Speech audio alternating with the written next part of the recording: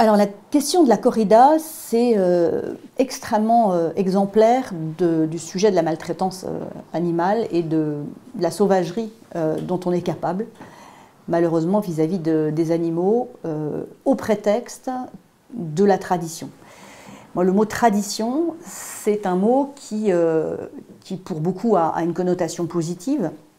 Moi, je me suis rendu compte au fur et à mesure que, en fait, sous le mot tradition se cachent souvent des actes de violence. Ça peut être les violences faites sur les femmes ou sur des enfants, par exemple, dans d'autres pays.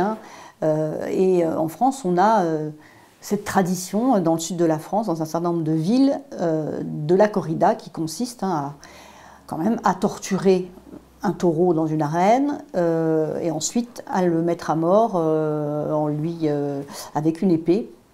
Et en général, en plus, ça ne marche pas du premier coup, donc le taureau, il se prend un certain nombre de coups d'épée avant de mourir, et dans une mare de sang, et tout ça devant des gens et aussi des enfants, puisque les corridas, jusqu'à présent, sont en plus autorisées, y compris aux plus jeunes. Alors, moi, j'ai toujours été frappée par ce spectacle que je trouvais vraiment d'un autre âge, j'ai toujours été opposée à ça, et quand j'en parle, là, on se heurte de façon très, très dure avec ces tenants de la tradition. C'est un peu comme, d'ailleurs, un certain nombre de chasseurs aussi, qui ont des attitudes un peu de même ordre vis-à-vis des animaux. Et la corrida, comme les combats de coqs, d'ailleurs, parce qu'on oublie aussi les combats de coqs, mais c'est une survivance, c'est vraiment une exception dans la loi française. C'est-à-dire qu'il est interdit de torturer les animaux, sauf pour les deux choses dans la loi, les corridas et les combats de coqs. Donc j'ai essayé, dans une proposition de loi, j'ai manifesté mon opposition à cette pratique de la corrida et des combats de coqs. Dans une autre proposition de loi, j'ai demandé que soit interdite l'accès aux corridas aux moins de 14 ans.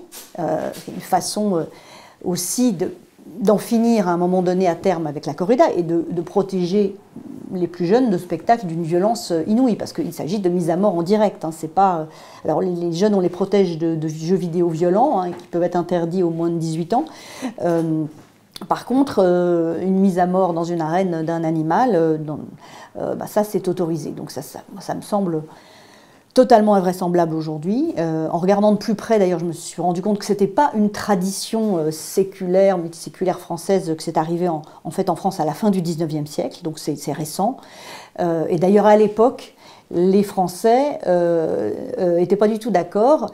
Eux, ils avaient comme tradition ce qu'on appelle les jeux avec les vachettes, enfin comme ça existe encore, des courses camarguaises ou des courses landaises, où les animaux sont certes pas très bien traités, mais enfin, en tout cas, ils sont pas tués. D'ailleurs, le jeu avec les rasters ou autres est un jeu qui d'ailleurs peut aussi bousculer sérieusement les rasters. Donc, bref, là-dessus, moi, c'est l'argument un peu que j'ai opposé aux tenants de la corrida, qui me prétendaient que c'était quelque chose, que ça devrait être protégé par l'UNESCO à la limite, que c'était une valeur. Donc là-dessus, là où j'ai un peu d'espoir sur la question de la corrida, c'est que, d'une part, la question de l'interdiction aux plus jeunes, elle fait un peu son chemin, que d'autre part, c'est heureusement un spectacle qui attire quand même de moins en moins de monde. Donc les organisateurs de corrida sont obligés de remplir les arènes aussi avec des cartes de touristes, enfin bref.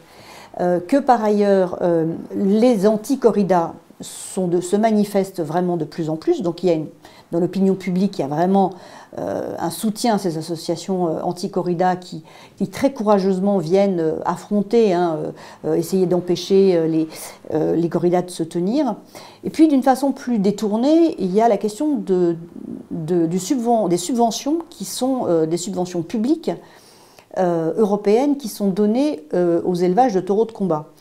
Et là, il y a au niveau du Parlement européen une discussion qui s'est engagée, qui est positive. Alors il y a des votes qui ont déjà été faits, les votes sont majoritaires pour supprimer la subvention aux élevages de taureaux de combat, donc on peut espérer que assez rapidement, finalement, cette affaire de subvention à ces élevages va disparaître, donc de fait la corrida aussi de cette façon-là, on peut espérer que c'est quelque chose qui va disparaître. Mais c'est vraiment emblématique, je pense encore d'une mentalité de la violence qu'on peut se permettre de faire aux animaux, et finalement que l'homme est tout puissant et que cette toute puissance, elle s'exprime par la cruauté.